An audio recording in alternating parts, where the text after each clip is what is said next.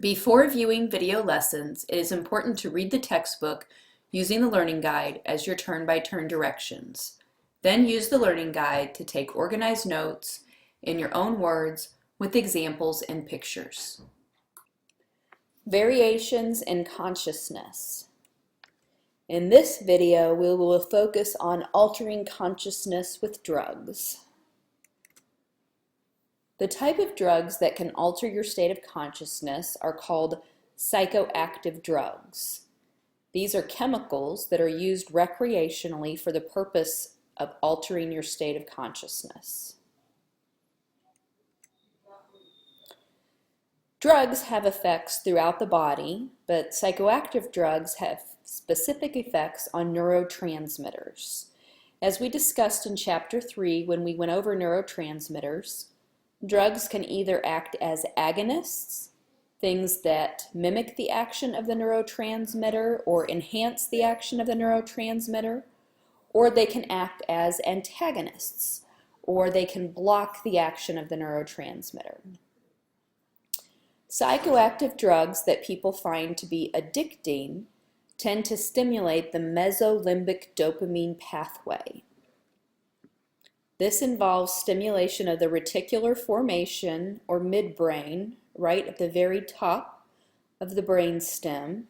That results in a flood of dopamine into the prefrontal cortex. It turns out that we tend to find dopamine flooding our prefrontal cortex very rewarding. In fact, you can stimulate this reward pathway with drugs. You can also stimulate it with gambling, porn, internet, and even food. This is where the gambling addiction or other types of behavioral addictions can come from. So in terms of psychoactive drugs, we typically divide them into several categories. Narcotics are drugs that can be prescribed for pain relief, but tend to be abused because they give you a sense of euphoria, relaxation, or anxiety reduction. Sedatives can be prescribed as sleeping pills. They can also give a sense of euphoria, relaxation, and anxiety reduction. Another side effect of sedatives is they tend to reduce your inhibitions. We also have stimulants, which seem to be very different from the other two categories. And they give you elation, excitement, increased alertness, energy, and can reduce fatigue. And then there are hallucinogens, which give you increased sensory awareness, may cause you to hallucinate or have altered perceptions of reality. Cannabis has some aspects of the other types of drugs, but in the book we're going to treat this as a separate category.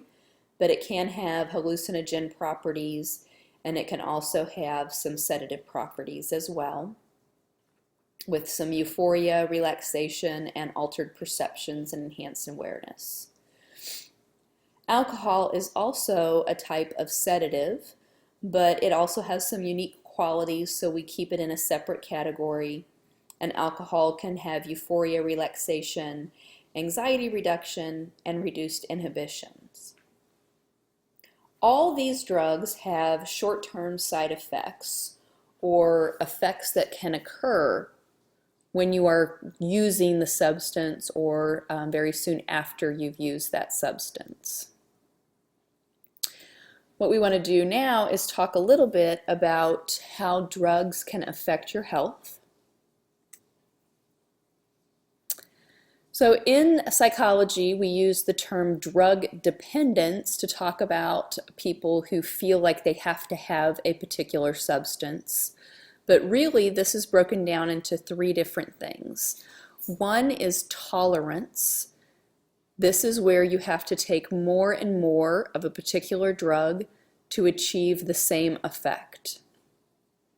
One of the things we find with consciousness-altering drugs is that the first time you get high on a particular drug, you have an experience that you will never ever be able to find again, because once you have tapped out those neurotransmitters that very first time, You'll never be able to have that same experience again. So some drug users will kind of describe this as chasing the high, and they try to chase that high by taking more and more of a particular drug or taking it more often. You can also become physically dependent on the drug. In physical dependence, you basically have to have the drug in order to just feel normal. You're no longer using the drug to get high. You're using it to just maintain a somewhat normal, not completely normal state of physical functioning. And then there's psychological dependence. This could be something that feels habitual, like people who smoke a cigarette after eating a meal. That's a habitual form of psychological dependence. Or it could be a sense of, I can't manage stress without the drug, so I need the drug anytime I feel stressed. So drugs can impact your health.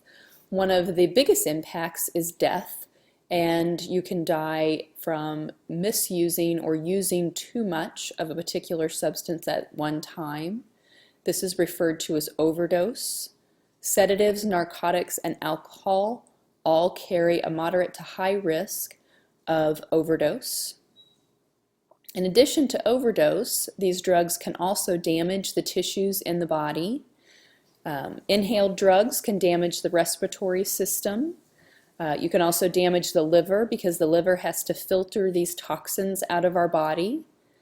They are damaging to the cardiovascular system, the heart and blood vessels. Very damaging to the neurology or the brain. And they can also cause cancers.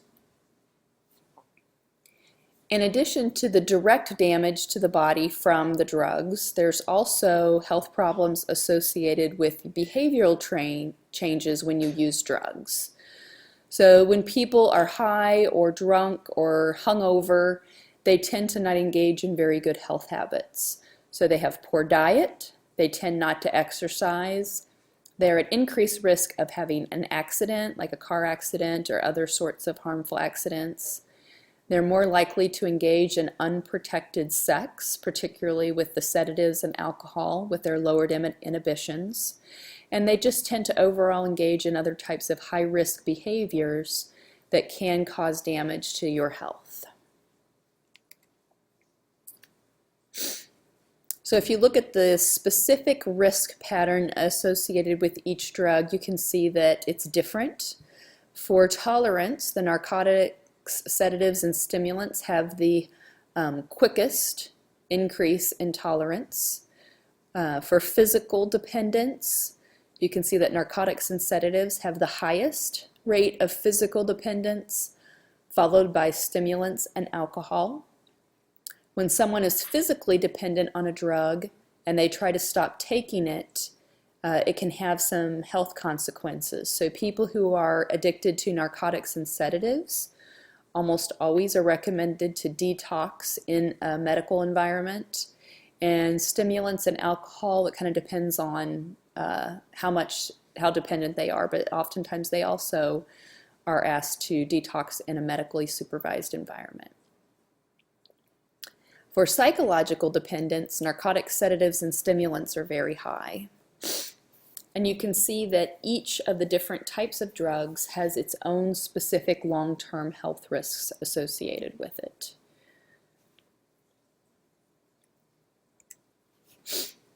This concludes the chapter on variations in consciousness. In this chapter, we've talked about some of the biological, psychological, and socio-environmental factors that interact and affect consciousness.